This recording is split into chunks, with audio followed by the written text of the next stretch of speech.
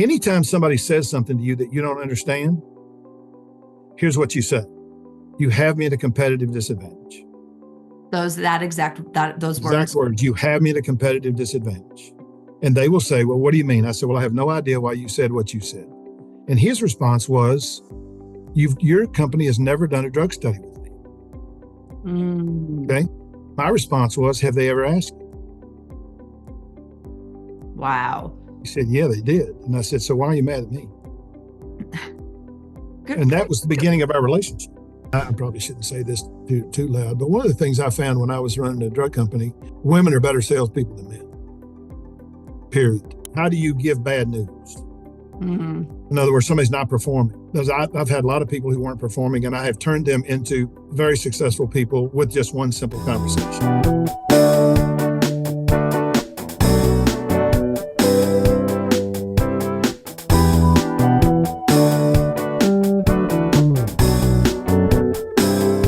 Jerry Acuff is the founder and CEO of DeltaPoint, a sales consulting company that works with sales leaders to implement innovative ways to market and be effective in today's crowded marketplace. DeltaPoint's client list includes 20 of the top 100 companies in the world, and here are just a few highlights from Jerry's career. Ranked one of the top 5 sales experts in the world, named one of the best 50 salespeople of all time, awarded the International Strategic Consulting Company of the Year 2 years running, trained sales teams for 15 of the top 100 brands in the world, exceeded clients' forecasts by $130 million in the first year, and he is also the author of 4 business books, including Stop Acting Like a Seller and Start Thinking Like a Buyer, which is one of the topics we're going to get into today. Jerry, welcome to Prospecting on Purpose. Well, thank you for having me, sir. Really appreciate it. I'm really excited about our conversation because I know that we have probably a similar viewpoint with sales, and especially when it comes to authenticity. But with your background and your expertise, I am just going to be a sponge today and learn from you today. And I know that our audience will feel the same. So I really appreciate you coming on the show. Well, I appreciate you. Well, let's just jump right into what does it actually mean to stop acting like a seller and start thinking like a buyer? Have you read Jeremy Gitmer? No. Well, you should read Gitmer. Read one of his books. I was reading one of his books on an airplane in New Jersey. In there, he said, stop acting like a seller, start thinking like a buyer. The reality is, I said, that makes all the sense in the world. What kills me is, if that's true, if you stop acting like a seller and you start thinking like a buyer, then why are we teaching people to be aggressive in selling? It's idiotic. Yeah. I mean, essentially what you want to do is you want them to want to, listen to what you have to say, which means you might be fairly clever when you open the call. And then secondly, you want to try and find out what they think. I had a customer tell me one time, this is one of the most profound things a customer ever said to me. I was working with a sales rep and I made the call. He says to me before we go to the call, you will never sell this stuff. I said, I don't want to sell. I just want to try and find out, how does he typically think about our product? So I go and I ask him some questions.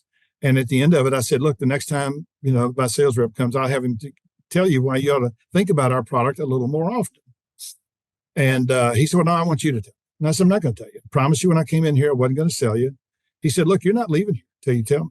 Now I'm thinking, is this guy going to fight or something? I mean, come on. So I said, really, I promise you I wouldn't do it. He said, no, I really do want you to tell me. And I said, well, can I argue with you? And he said, yeah, you can argue with me. And I said, well, you said this. And I would say that that's not exactly the way I see it. Now, if you want to know how I see it, I'll be happy to tell you. He said, no, I want to know. So I tell him, he was a doctor and we're talking about a prescription product. And he picks up the phone, he calls the hospital, and he asked me, okay, how do I dose this product? I just told him, and he said, okay, told the nurse, okay, I want you to take them off that, put them on this product. And then the next thing, he hung up and he called and said, on their standing orders, anybody who comes in here with community-acquired pneumonia, I want them to get this product. And then he hung up and he said this. He said, you got a great rep here, but he's never made me think.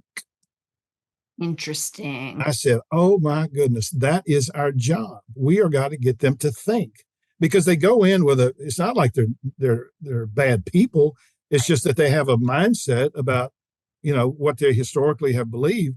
And when you can challenge them in a kind way, I asked for permission, can I argue with you? And he said, I said, well, this is what you say is important. And I would submit to you that I said, well, let me ask you another question.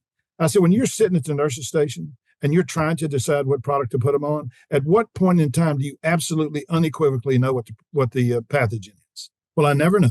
And I said, that's my point. I said, that you're using is not going to get all of these bacteria. Our product will. So anyway, my point is, I want to think like the customer, but you can't think like the customer until you find out what the customer thinks.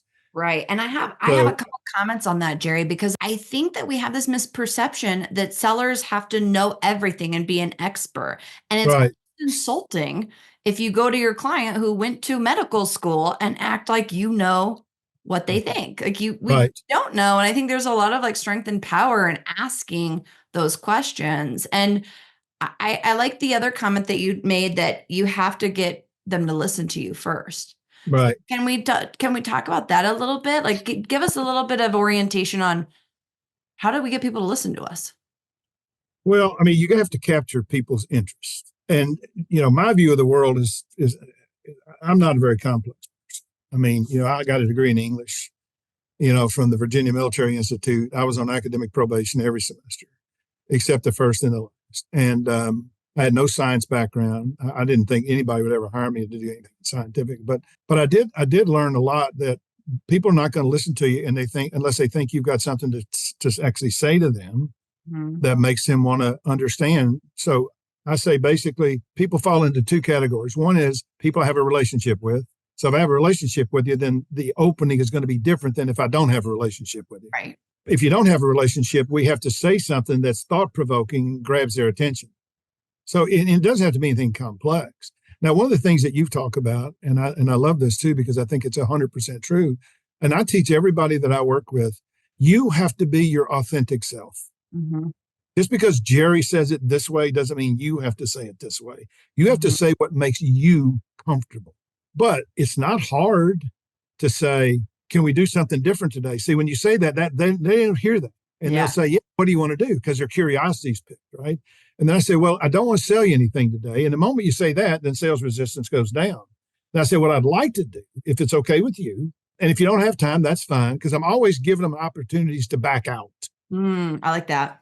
And I say, what I'd like to do is to try and get some insight about how do you typically and ordinarily are two words that are far, far, far misused, or not used enough in selling. How do you typically approach this situation? When you say typically, they know exactly what you're talking about. And if you ask a question and the answer to the question is, it depends, I don't know, you ask a lousy question. Yeah. Okay. That's good too. And so what I try and do is to say, look, I just try to be me. I say, look, I got a degree in English. I'm not sure I'd listen to a thing I have to say. I said, but I do have some interest in this topic, and I'd love to have a conversation with you. Is that okay? So I'm big on asking permission. Yeah. Well, I liked so I want to break that down. So you asking, I want to do something different. So that automatically piques the interest. Then you tell them you're not selling anything on this first one, and that removes resistance. And then you're asking permission throughout and giving them opt-outs. I also really liked what you said, Jerry, about, how do you typically approach this? That's such a helpful framework. If you're getting the answer, it depends, or I don't know, you're asking bad questions or not efficient questions. So exactly. I appreciate kind of these tips that we're getting into, because I like the nitty gritty stuff. Can you give us some examples of like what makes a really great question? Well, there's three elements to a great question. Okay. The first one is intent. Intent is, why are you asking the damn question?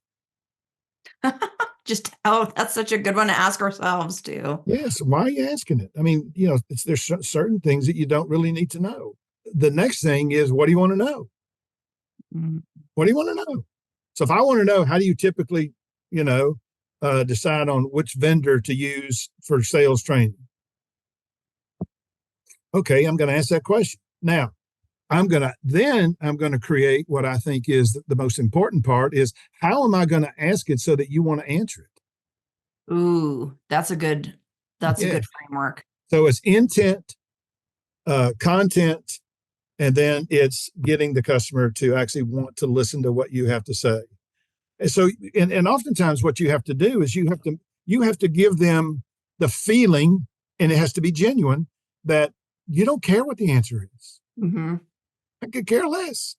And sometimes it can be very, very simple. I mean, I remember when I first started in the pharmaceutical business, and I was going to the University of Virginia, and I was a dog in the wrong pen. So, but The guy who wrote the book on infectious disease, a guy named Gerald Mandel, he was big shot at UVA. He's a big five. You go in almost any doctor's office and they'll have his book on the shelf. Oh, wow. Okay. And so my boss said, you got to go meet this guy.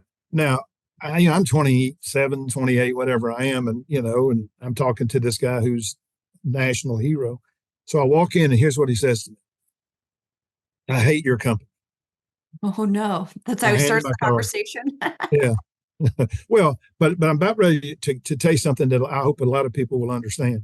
Anytime somebody says something to you that you don't understand, here's what you say. You have me at a competitive disadvantage. Those exact words. You have me at a competitive disadvantage. And they will say, well, what do you mean? I said, well, I have no idea why you said what you said. And his response was, your company has never done a drug study with me. Okay. My response was, have they ever asked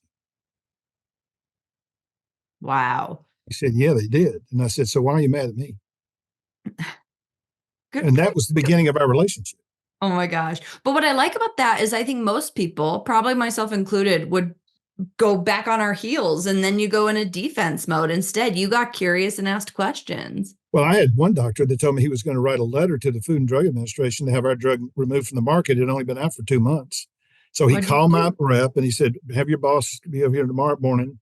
He had 17 internists in his practice. He was the head one.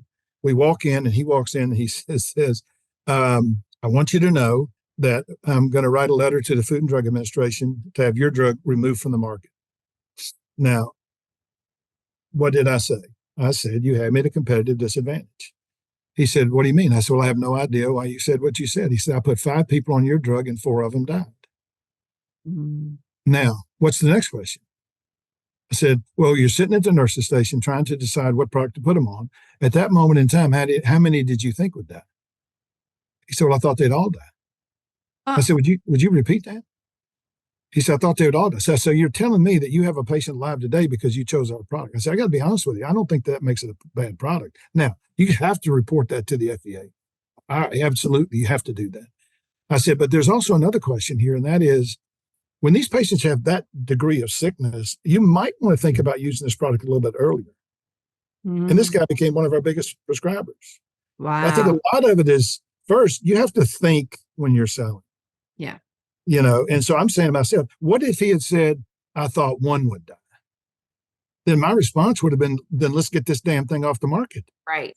So I don't know what his answer is, but what I know is I need more information to ascertain whether do I have a problem or is this something that actually can be mitigated?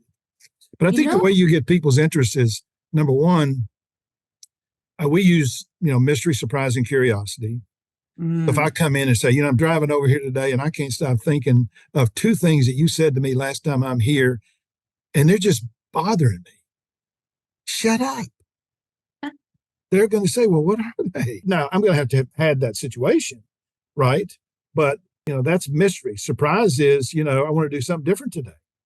And they're going to say, well, what is it? Because they're expecting you, if they've been calling, if you've been, talking to them over any length of time, they're going to expect that you're going to have the same sort of, pitch that you had before. Now, my bias is I don't care if you ever buy it.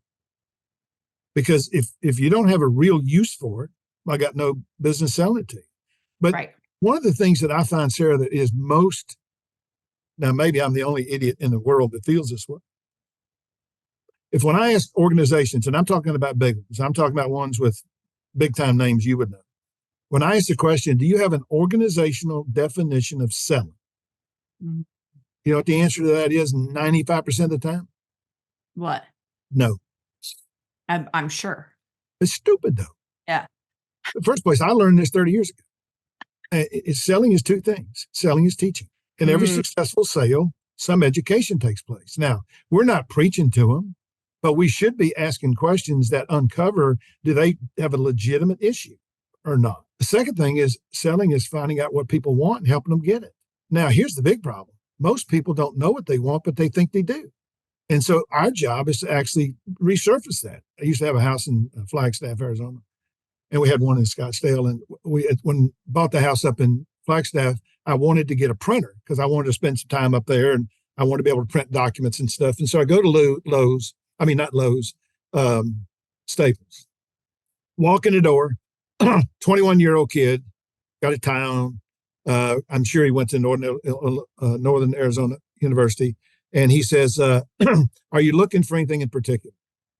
He didn't say, can I help you? Are you looking? And I said, yeah, I'm looking for a printer. He said, you want me to show you where they are? I said, sure. So he shows me where they are. There's 6 of them.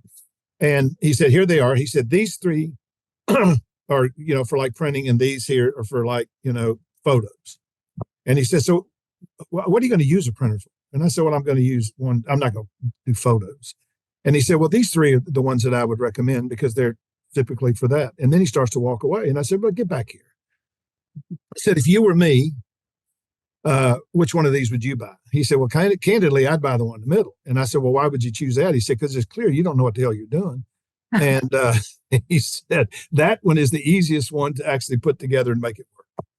And I said, okay, well, then put it in the cart. So then he asked me this question. Now, this is brilliant. He says, is your house 1 story or 2? Oh, wow. And I said, it's 2 stories. He said, well, let me ask you this question. Do you think, where are you going to put this thing? That's why I'm going to put it in, in the bottom of the house, in a spare bedroom. You think it'd ever be upstairs with the computer and want to print downstairs? And I said, yeah. He said, do you have a router? I said, I don't even know what a router is. And he said, well, a router would enable you, if you were sitting in the kitchen, you could print on the and I said, well, put that in the thing. And he said, well, do you have cables for it? And I said, look, pal, if I don't know what a damn router is, I certainly don't have cables for them. But my point is, I walked in there thinking, and I'm a reasonably intelligent man. I mean, my transcript doesn't show that, but I never thought about to that level of depth. But to me, that is the embodiment of what great sales is finding out what people want and helping them get it. Now, right. if I said I don't give a darn about whether I can print or not, then he would have said, all right, you don't need a router. But anyway, I got a router and I used that thing until I sold a house. Oh, the wireless printer is amazing. And it's funny because I love that example because it's so simple, but it shows that it can be stretched simple or it can be stretched to really complex, long sales processes. Yeah, exactly. Same thing. And I like that he was just being himself. He gave you a little sass and I wanted to hire the guy when I left. I mean, you just never know on his side too. I think you never know who's coming in the door. But where do they teach that? I mean, everybody, when you go into any retail store, they say, can I help you? This guy said, are you looking for anything in particular? And I'm thinking, well, that's a really good answer. I mean, it's a really good question. I'm going to guess he probably started by saying, can I help you? And just got nowhere. And he got bored at work and let's mix it up and try something new. And I think that's really what differentiates like the great sellers from the good sellers is the people that get curious and they want to continue to like practice and grow. Like he was probably just viewing you as practice. He had nothing to lose if you didn't buy anything. Well, he was really good. Yeah. But to me, my company has a definition of selling. It's those 2: selling is teaching, selling is finding out what people want and helping them get it. But most people don't know what they want because they don't know what's available. And the job of the salesperson is to enlighten them about an offering or an opportunity that they never thought about because they've just never thought about. It's not that they have any malice. It's just that, hey, I didn't understand that. So I think that's probably, well, it's just like those examples I gave you, those other people. They just never thought of it that way. Yeah. Our job is to actually reorient their thinking. And if their thinking is not right, they'll come to their own conclusion. Right.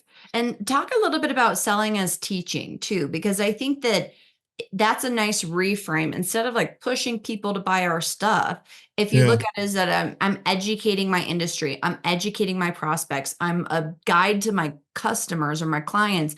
That's such a helpful way to change it if people have resistance to, being salesy.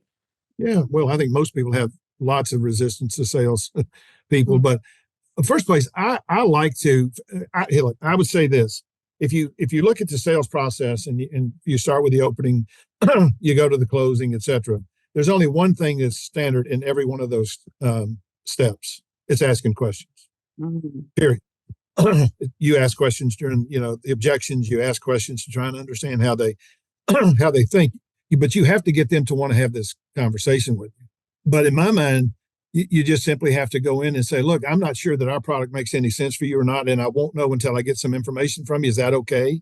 I like what I call permission-based questions. I want to ask their permission that I can, have this exercise. And that's why something as simple as, can we do something different today? It works all the time because nobody else says it. Mm-hmm. Typically, it's what Brendan Kane says in his book, Hook Point. It's pattern interruption that makes them want to learn more. Now, you also have to use phrases like, I know there's a good reason why you don't think about our product a little more often. Can you help me understand what that might be? So one of the things that I'm really big on, if we have documents on this, on how do you use soft words? Very often, salespeople use hard words. So, for example, and I learned this from my wife, one word that in my mind, is probably verboten, that the Germans would say, is should. Now, my wife does not respond to should, and neither do customers. Yeah. So I use phrases like, you might want to think about this. This might be an option for some of your. Now, I'm actually doing a thing right now for a client where they want me to create their openings. Now, there's several things about openings. One is you got to try and get their attention, and that's mystery, surprise, and curiosity. And it's how you use the words that actually get you into the conversation. But you also have to sound like you're not trying to sell them anything, because you really aren't. What you're really trying to do, especially early on in the sales process, is trying to understand, what the heck did they think? If I don't know what you think. I remember being with one of my reps one time, and she was wonderful. And she asked me to make this call on this doctor, and I went with her. I asked him 3 questions. And at the end of the 3rd question, I said, look, doc, it was great to meet you. And he said, you're not going to tell me about your product? I said, no. And he said, why? I said, because you don't have any use for it. He said, no, well, no one's ever done that to me before. I said, well, I'm going to do it today, because you don't have the kinds of patients that would benefit from our product. So I'm wasting your time, and candidly, I'm also wasting mine. So when I got out, and this woman named Benita, she says, well, when do I go back? I said, you don't go back, Benita. I said, maybe go back once a year in case this practice, has had changes demographically, but we're not for everybody. Yeah. Our product's not for everybody. I'll give you a simple example. Years ago, one of the biggest, and I can't tell you what the product is, but one of the biggest products in the history of the pharmaceutical business over the last 20-something years, they asked me to go find out. They had 2 other products that they had 2 products they were competing against. They were the 3rd product.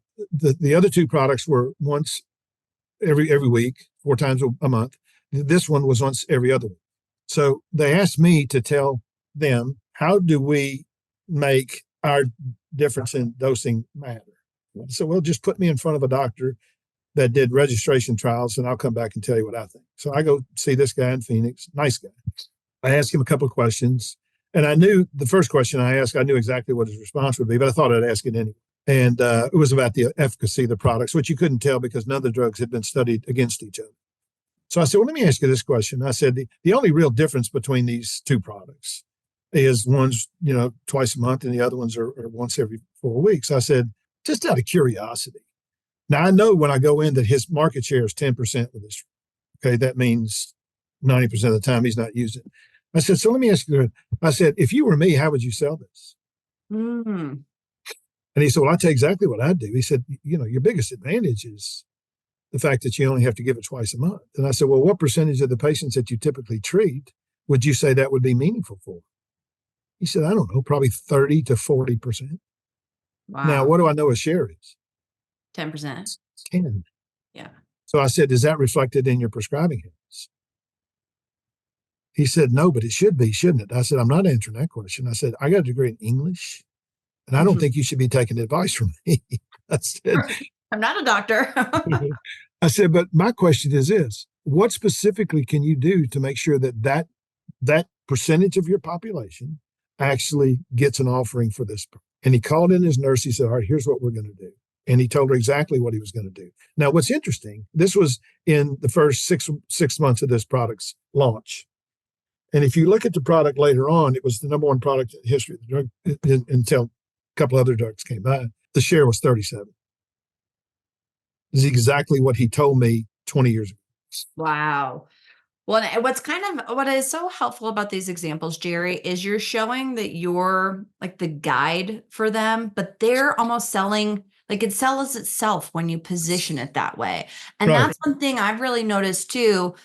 There's been times where you go into a presentation and say, hey, tell me a little bit about your business model. Tell me a little bit about what projects you're working on. And when you just start out by asking questions and getting curious, and I liked some of your language there, like, how do you typically do this? I'm curious to learn from you this. What I've noticed is once you kind of get into product stuff, sometimes the customers start selling it on your behalf. Yeah, Like exactly. I've seen like the owner of a architecture firm turn and say, this would be great on this project because blah, blah, blah. And I've taken, mental notes, like I got to follow up and use that in the next presentation. But I think that there's so much power to this. And I also think that this is really like varsity team stuff, Yeah. and the folks that listen to this podcast, I think that they have a knowledge for learning and growing. So I consider every listener a varsity player. But one of the things that I want to talk to you about, because you talked about soft words and just, being mindful of the language and how you use that with your clients. What are some tips you can give us when it comes to like the mindset of sales and kind of that words matter conversation there? I always start by telling everybody that you have to be your authentic self. And I mean, I may be one of the top sales experts in the world, but I mean, I'm just a redneck from Memphis, and I do what I do and I do it because it's who I am. And you have to be who you are. So don't get, don't get tied around the axle here about exact language and stuff. Ask yourself, what are you comfortable saying? And then what are you comfortable asking? And the other thing is, I write in this book, the Stop Acting Like a Seller. In the first chapter, I say the less you care about the sale, the more you sell. Mm. And far too many people they care about the sale. I don't care about the sale. What I care about is, am I good at understanding whether this person needs a product that I can actually do? I'm working with a client now that I think needs something that they haven't asked me for, and I'm not going to ask them that you need this. Now, if at the end of this, project, I probably will say, your next question is, what questions do you ask these people? Right now, I'll show you how to get them interested to talk to you. But I think the other thing is, I'll tell you, this is a really interesting story. One of the things, I wrote a book called The Relationship Edge in Business, and it's how do you build relationships with people that you don't naturally connect with. So I got on an airplane in Chicago one day, and I sat down. I was in first class, and I sat down next to a guy named Larry Wingett. Do you know him? Mm. Google him. He's a really great speaker. But he's a very unique looking person. He's bald. He had 9 rings on, had an earring. He had blue jeans, starched blue jeans, cowboy shirt, purple boots. And so I sit down. I'm in the window. He's in the aisle. He puts a book in place in the middle, and it says how to sue the person sitting next to you on an airplane. Now he put that in so I could read it. Okay, That's his little icebreaker to you. yeah. So anyway, so I looked at it and I looked at him, and I had seen him on television in Phoenix. And so when we started to take off and he put his earbuds in, I tapped him on the shoulder and I said, say, man, can I ask you a personal question? Now, that's actually a question people need to learn to say, can I ask you a personal question? That's good. Because when you say that, almost everybody says, yeah, what do you want to know? Yeah. Now, and if it's, where did you come from? What did you want to be a doctor? Anyway, so I said, say, can I ask you a personal question? He said, yeah. I said, haven't I seen you on television? And he ripped those things out of his ear so fast. He talked to me for 3 hours. Wow. From Chicago. And he told me his whole life story, and some of the things he should not have told. So we landed in Scottsdale, and we landed in Phoenix. And so he jumps up. Now, he talked the whole time. Now, I was having fun because I'm saying to myself, okay, I'm the jerk that you didn't want to talk to, right? Mm-hmm. And now you're telling me your whole life story. And he was very nice. So when he got ready to leave, he stood up and he said, say, man, let me have your card. And I said, sure. Why? He said, because you are the most interesting person I've ever met. Now I'm saying to myself, how in the hell would you know? Yeah. You don't know anything about me. He sent me his books. He sent me his information, etc. But I say to myself, if I can build a relationship with somebody who absolutely does not want a relationship with me, then I can show you how to build a relationship with other people. Now, does it work all the time? No. There's only 6 levels of relationships that you can have. And so we teach people, how do you go up the pyramid? But I do think that if you're going to get people's attention, it's a lot easier to get people's attention that you have a relationship. Yes. And if somebody has referred to you. So let me give you an example. I'm assuming, and it's probably a bad term, that if you're in our business, anybody who's listened to you probably has people that they would like to meet, but they don't know. Now, if you simply do what I'm about to tell you, it'll work 40 or 50% of the time. You just simply have to say, you pick 10 people that you got a good relationship with, and you go in and you say, can I ask you a question? They'll say, sure. I said, how well do you know Sarah Murray, if at all?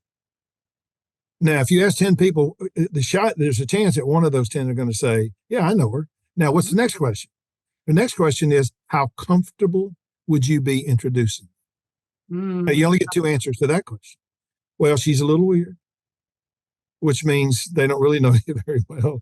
Or they're going to say, I'd be happy to. Now, I've used that. I wanted to meet the basketball coach at Arizona State, a guy named Herb Sindick, 4th youngest coach to 400 victories in all of college basketball.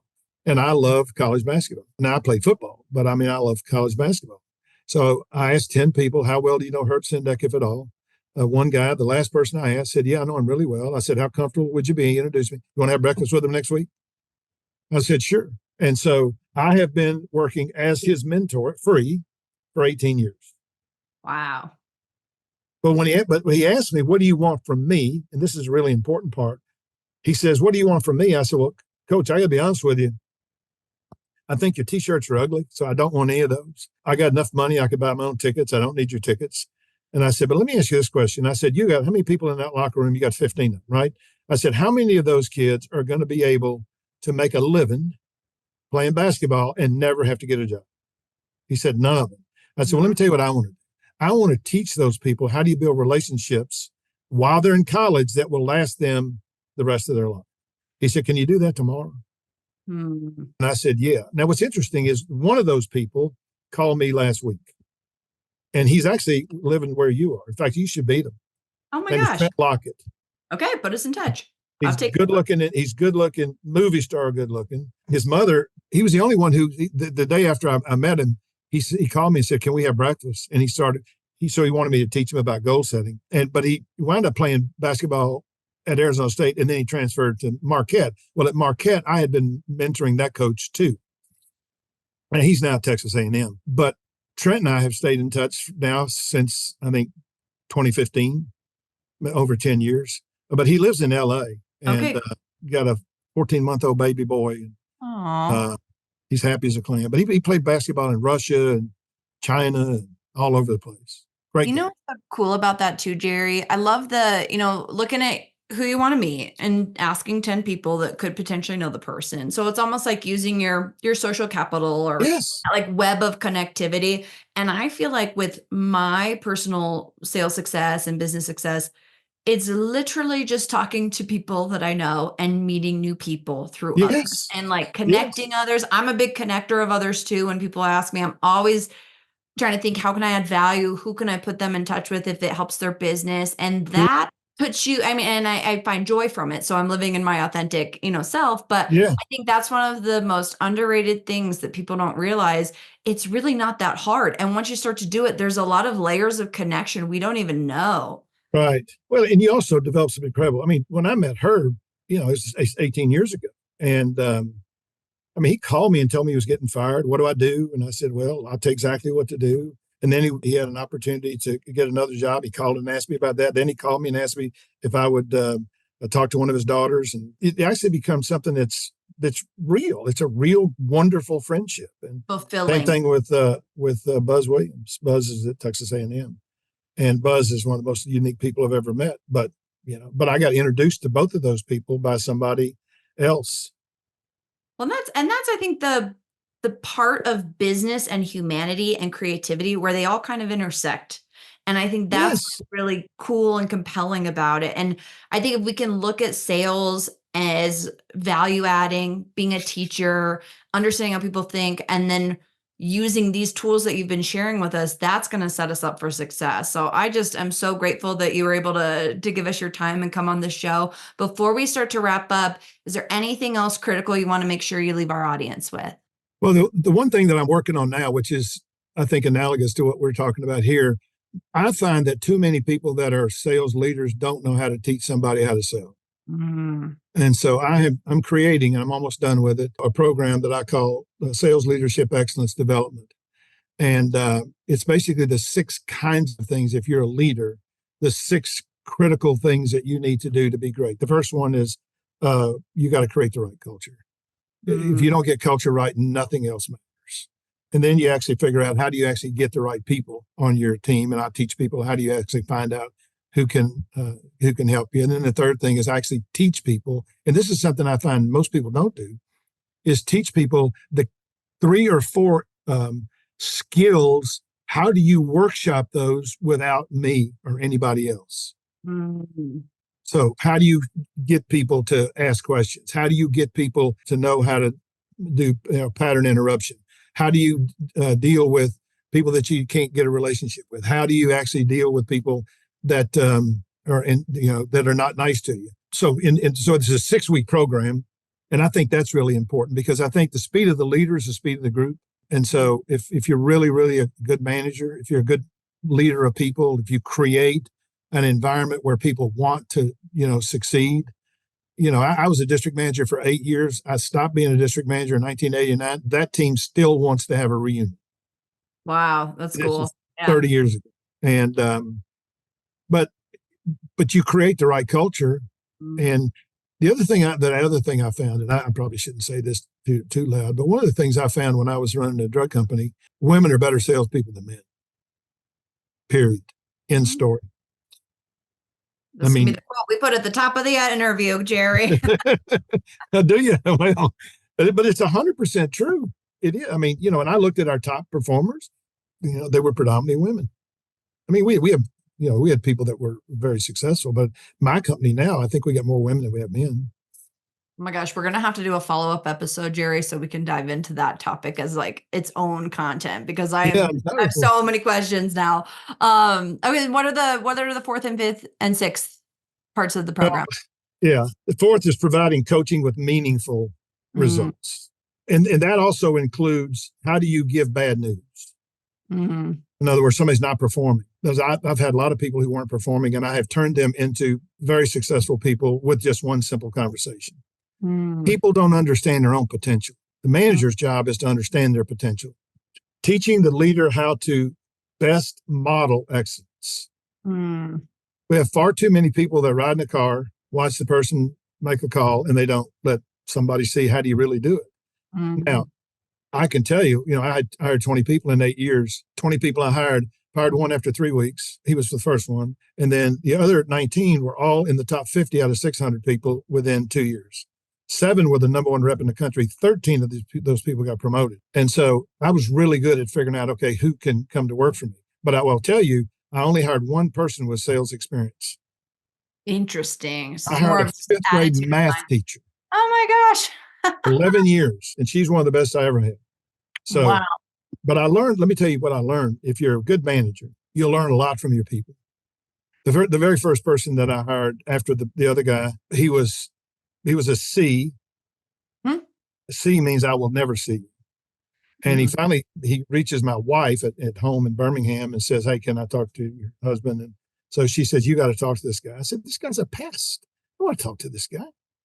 So I said, just send him to me. And so anyway, he talked me into an interview and I hired him ultimately. I wanted to hire a woman, and her name is Betsy Rucker. I'll never forget her name. It was 30 years ago. But I got 5 letters from people that told me I was nuts if I didn't hire him. And I had already called him and told him I wasn't going to hire him. One of them was from the governor of Alabama. One was from the president of Auburn University. Now they had 19,000 students. Over here we had 1,200. Nobody would write a letter about me. There was 5. I got 5 letters the day after I told him I wasn't going to hire him. So then I called him back and I said, I'm going to hire you. Now he goes to the training thing. He flunks the training. Oh, no. And so anyway, I finally said, just see if you can get him a 70 and bring him home. So then I go work with him. And Sarah, this is the truth. So I go work with him. Now he's never sold, ever. He was 23 years old. And so I said, well, I'll make the call. So I made the calls. And at the end of every call, here's what he said. I can't do that.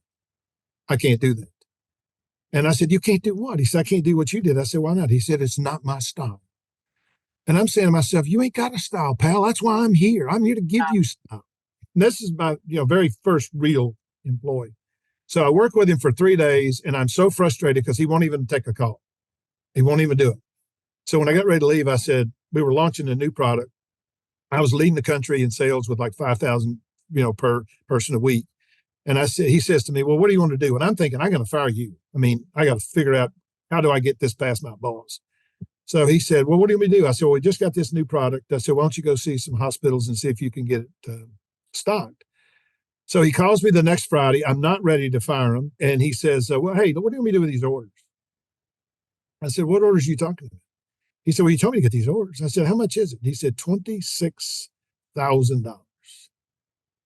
Now, my average rep was doing 5. He did 26,000 in 1 week. And you know what I said? I like your style. That's not my style. Well, and he was being his authentic self, and it's so interesting. Exactly. That's what I learned.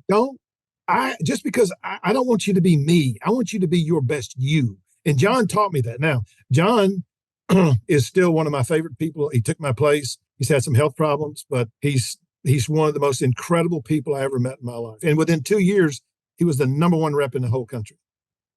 Oh my gosh. So I still like his style. And then what's number 6, Jerry? It's the power of relationships to drive sales and leadership excellence. You have to show people. You have to show people how do you get somebody to want to talk to you. You got to figure out, how do you get in to see somebody that's difficult to see? I mean, to me, if you can't model it, then why are you not? I mean, what are you doing? Our job, to me, is to model it. Now, I can tell you, as good as I could model it, I had 5 people that would kill me in sales because they were so dadgum good. But I also learned from them what to teach other people.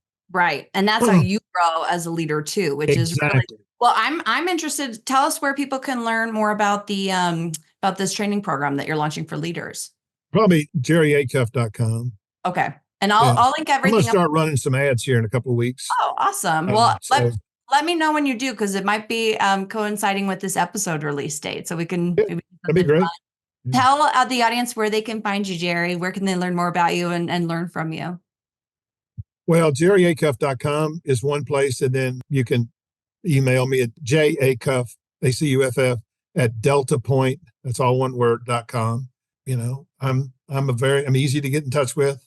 I'm easy to respond. Most people don't respond. I mean, most people, I tell people all the time, people come up and give me a card. They say, can I have your card? I'm going to call you. Nobody calls. I might get 1 out of 7 who'll call. I've been making phone calls from business cards lately, and that is the biggest pattern interrupter. And then we usually chat for 15 minutes, and it's been a pattern disruptor to stand out. So I appreciate that, Jerry. I'm so happy you were able to come on the show, and I learned a lot. I'm excited to have a relationship with you. If somebody asks you, how well do you know Sarah Murray, you're welcome to share my contact info as well. So we'll just go. I'm not through talking to you. So I know. I'm so happy that we are friends now. Well, thank you so much for joining us on Prospecting on Purpose. And we'll probably have to have you back next season. All right. Thank you. All right. Bye-bye.